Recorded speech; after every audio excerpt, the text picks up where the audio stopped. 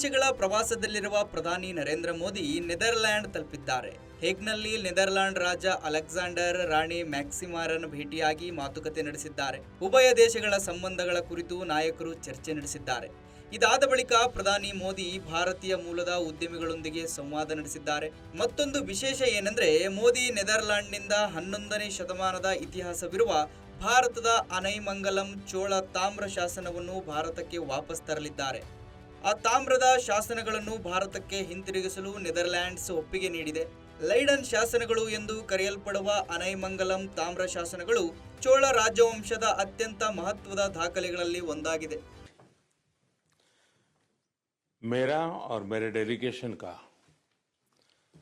गर्मजोशी से स्वागत के लिए मैं आपका बहुत बहुत धन्यवाद करता हूं।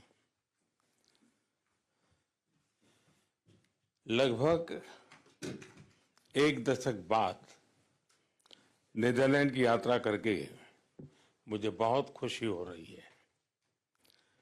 पिछले एक दशक में भारत नीदरलैंड पार्टनरशिप ने उल्लेखनीय प्रगति की है।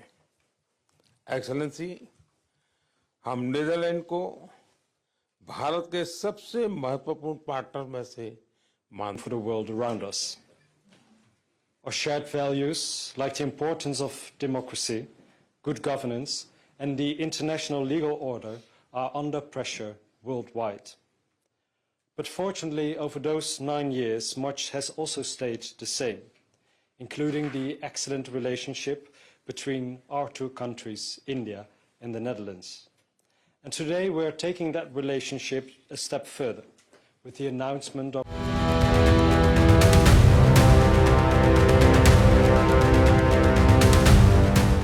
ಸಂಪೂರ್ಣ ನ್ಯೂಸ್, ಇದು ನೊಂದವರ ಧ್ವನಿ.